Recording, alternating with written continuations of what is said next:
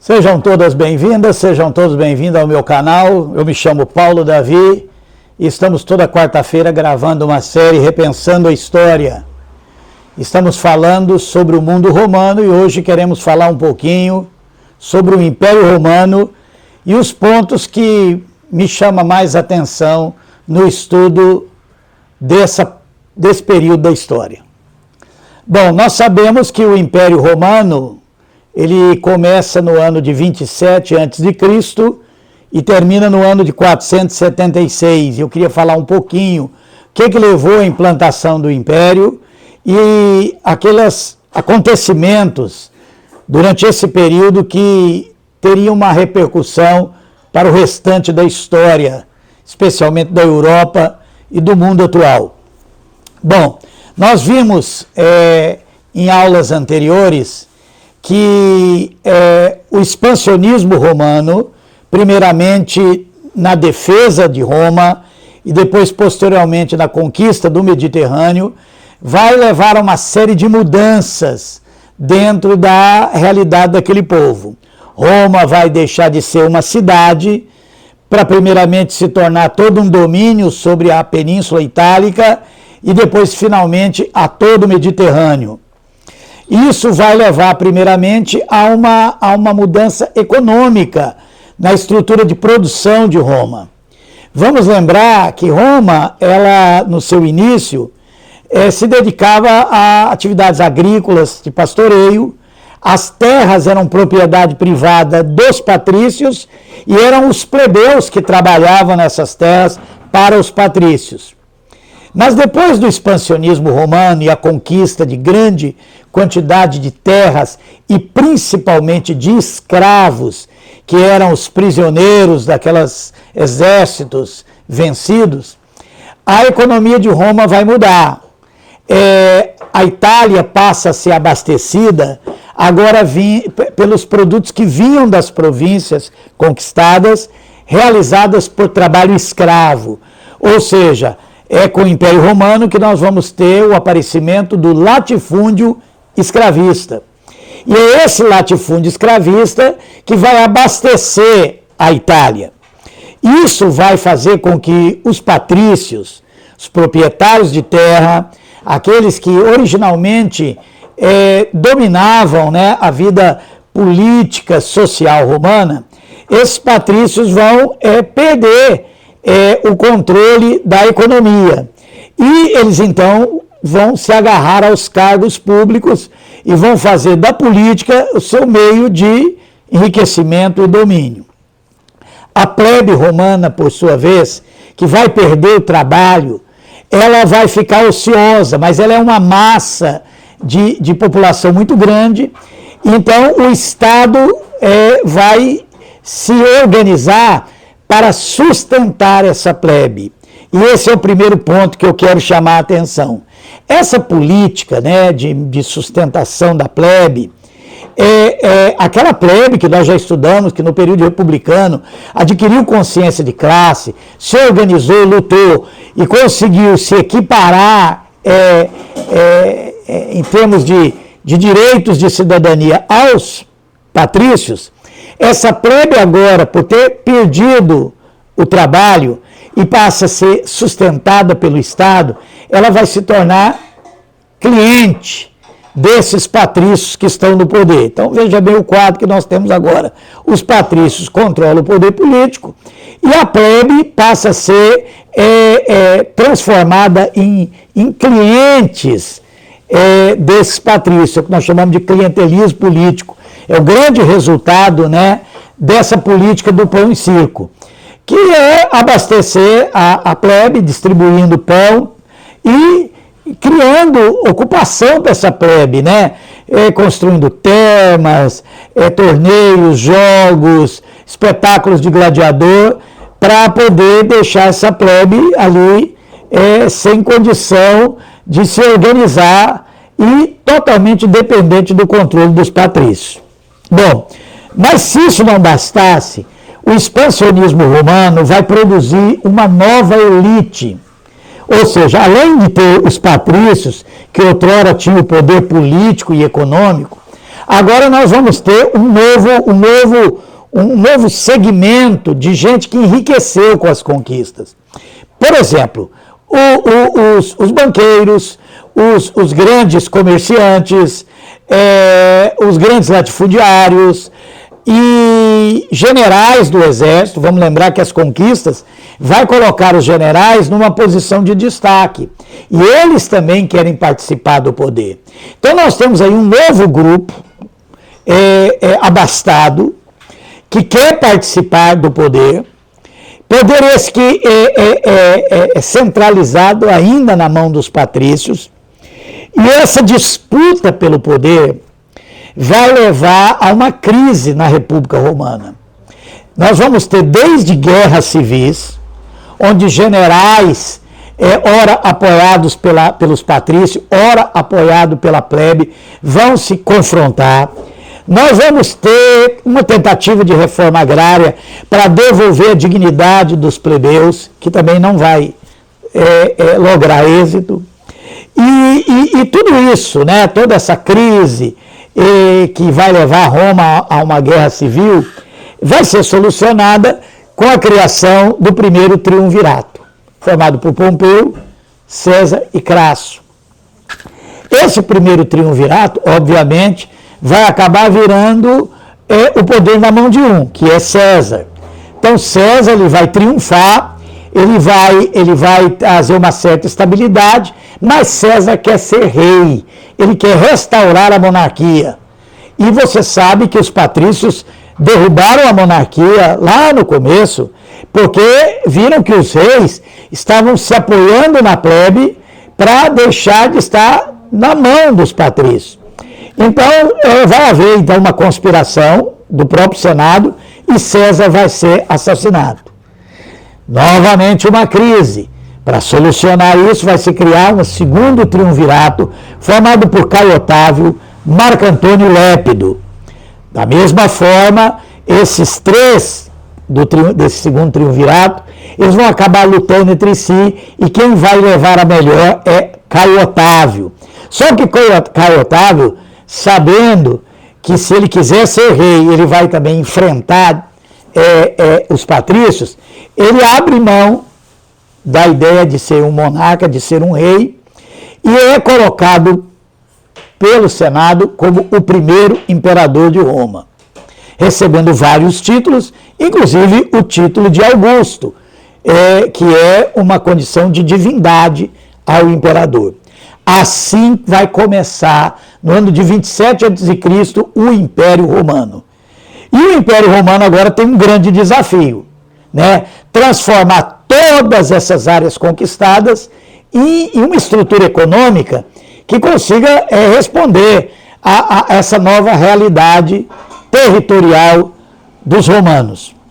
E para isso, Otávio vai ter que decidir se ele vai continuar conquistando, e isso custa caro para Roma, ou se ele vai por fim às conquistas, ou retrair as conquistas para viabilizar aquilo que ele conquistou. E essa é a decisão que Caio Otávio toma, que nós chamamos de Pax Romana. Agora presta bem atenção.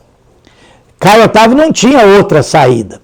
Mas a Pax Romana, numa economia baseada no latifúndio escravista, onde o escravo ele é reposto por guerras, a retração das guerras a médio e longo prazo levaria a uma crise nesse sistema.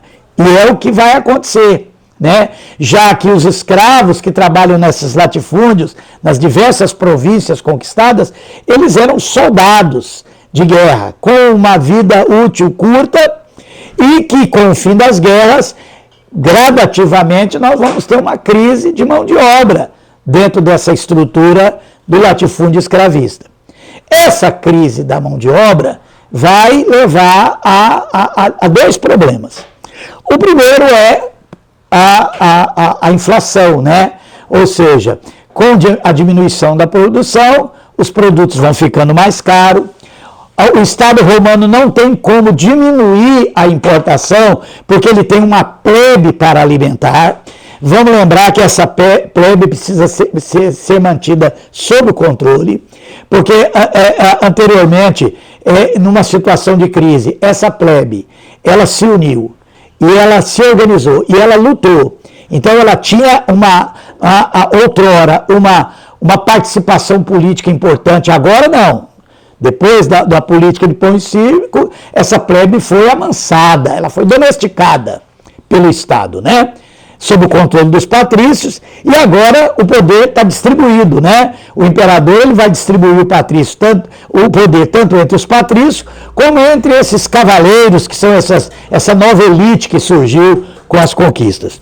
Então, Roma não pode abrir mão da política do pão e circo. Então, ela tem que cortar gastos.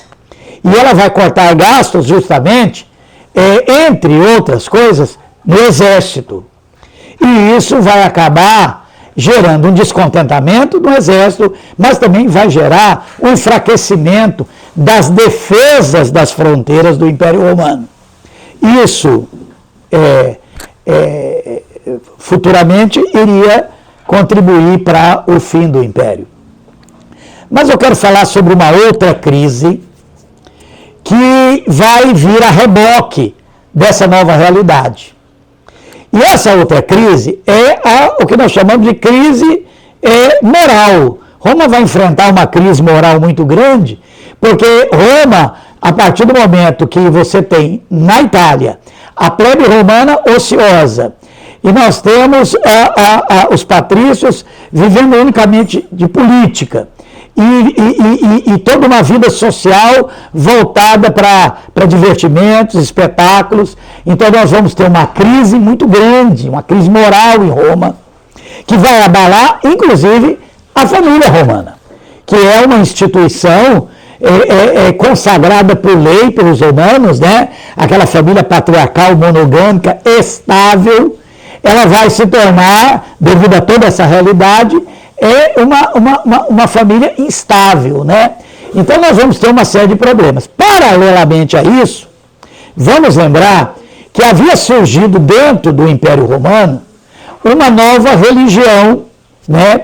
Diferente de todas as outras que Roma estava acostumada a lidar, que é uma religião que se organizará a partir da mensagem de Jesus Cristo, né? A fé cristã, a chamada igreja cristã, que surgiu aí dentro do Império Romano, que estava crescendo, mesmo que, nós vamos ver, dentro de um contexto de grande perseguição.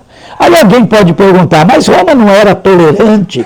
A Pax Romana não incluía toda uma tolerância às religiões praticadas pelos povos conquistados? Sim, mas havia algo na fé cristã que de alguma forma vai bater de frente com toda a estrutura do Império Romano. A primeira é o seguinte, a fé cristã é uma fé monoteísta. Isso já era um problema, já que os povos conquistados por Roma eram, na sua totalidade, povos politeístas. Para eles, adorar mais um Deus ou outro não fazia muita diferença. E a fé cristã não aceitava nenhuma adoração a nenhum Deus, além do único Deus que os cristãos acreditavam. E isso vai despertar um ciúme por parte de um imperador chamado Nero, e Nero aqui é uma figura muito importante, porque é ele que vai dar início à perseguição aos cristãos, né?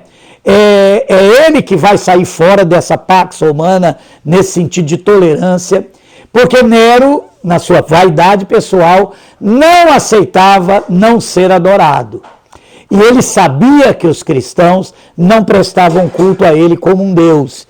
E é ele que vai dar início à grande perseguição e vai ser acompanhada por todos os imperadores até Constantino.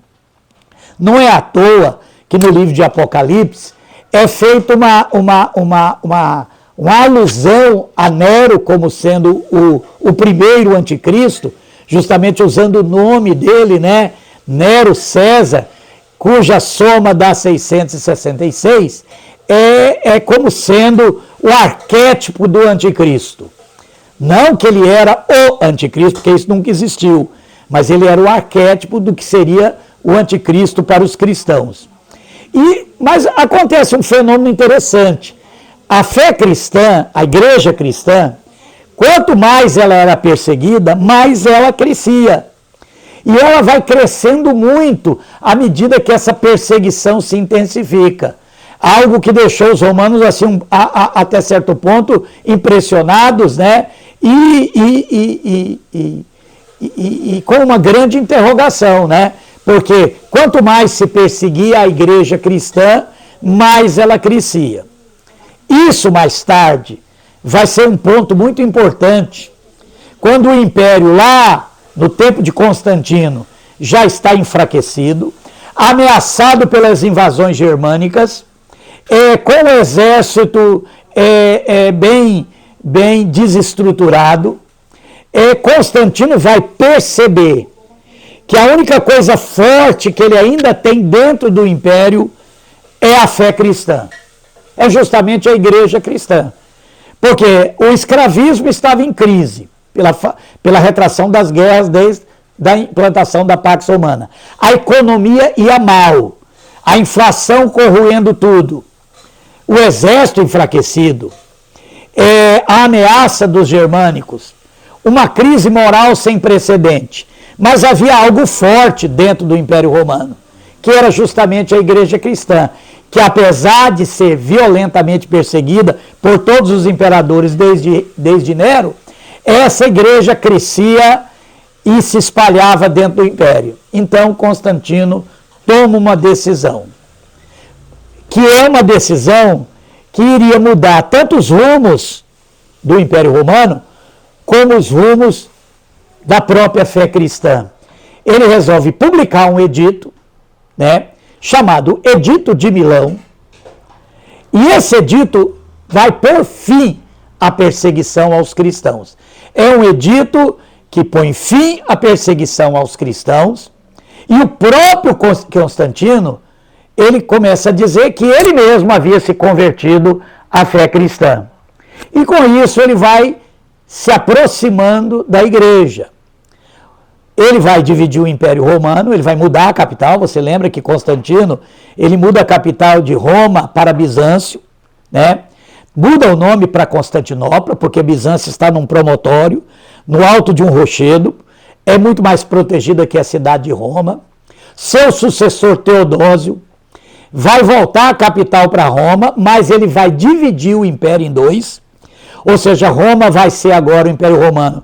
Vai ter duas capitais, uma em Bizâncio, Constantinopla volta a se chamar Bizâncio, e vai ser sede de uma parte do império. E Roma continua sede da parte ocidental. Teodósio, ele vai publicar um edito chamado Edito de Tessalônica. Esse edito vai fazer da fé cristã a única fé aceitável por Roma. Agora vai inverter as coisas, né? Com o Edito de Milão, os cristãos deixam de ser perseguidos, começa essa aproximação do imperador com a fé cristã.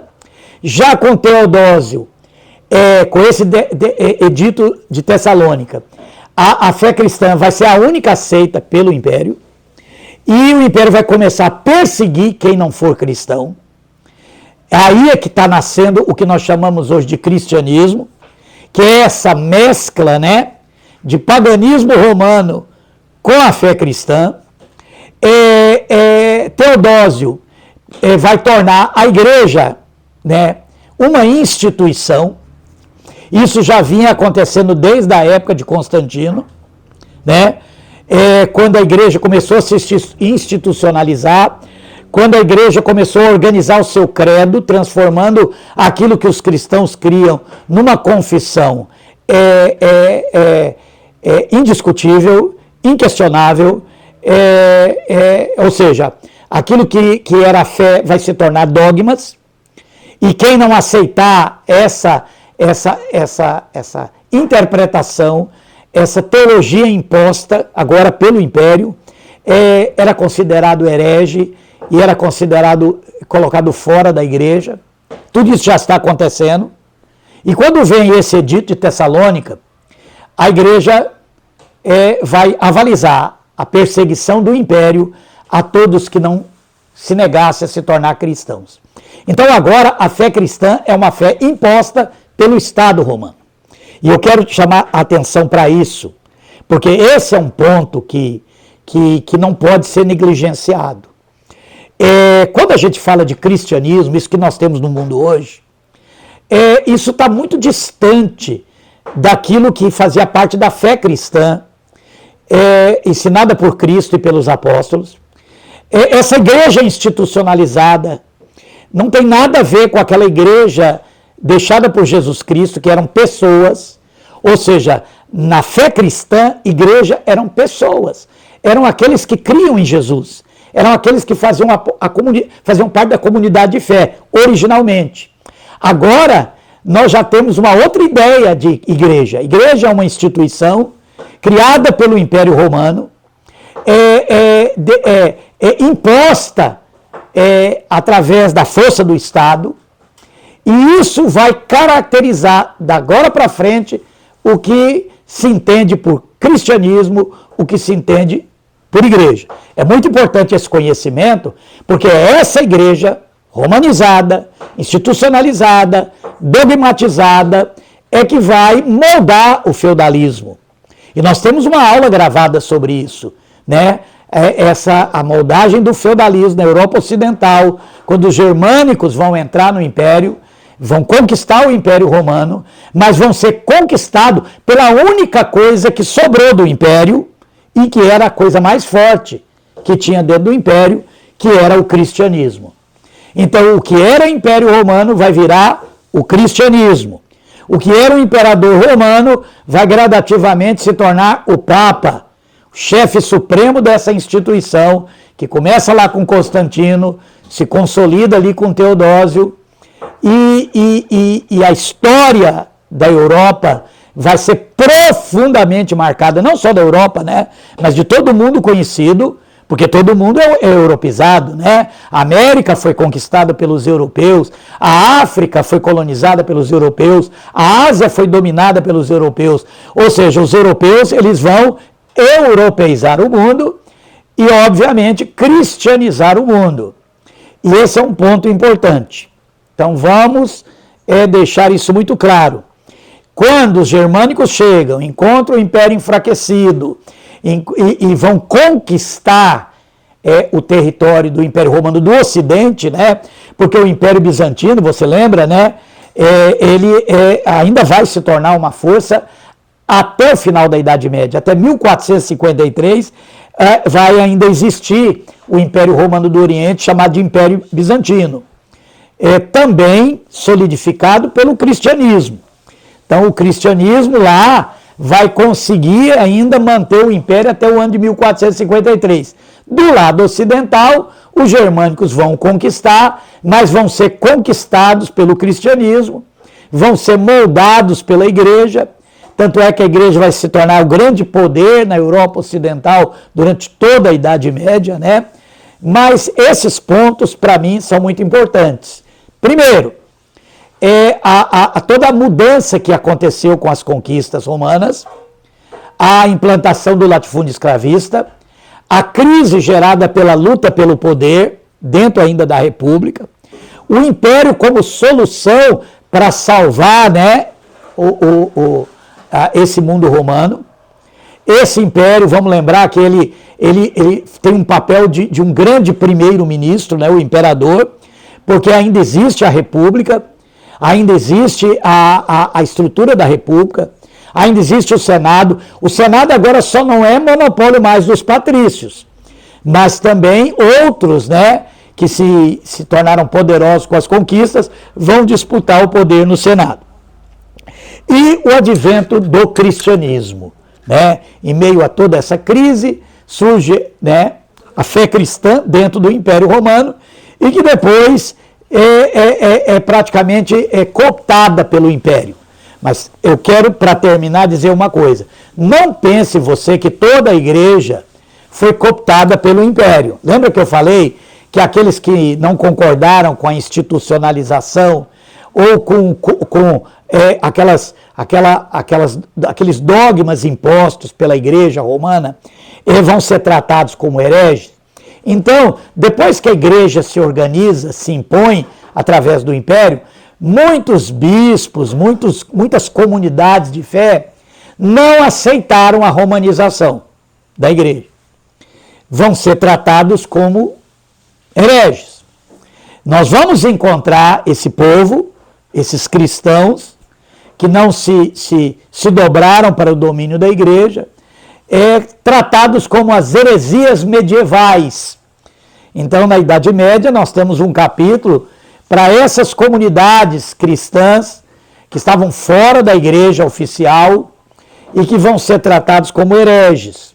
Em momento oportuno, nós queremos falar sobre isso, mas eu posso citar vários nomes pelo qual a Igreja cristã foi chamada durante a Idade Média: paulicianos, bogomilos, cátaros, albigenses, valdenses, e finalmente anabatistas, que eram comunidades cristãs que seguiram, fora da Igreja oficial, tanto quanto ela foi organizada pelo Império Romano, e durante a Idade Média esses cristãos estavam separados dessa igreja. E assim nós queremos encerrar esse assunto do mundo romano.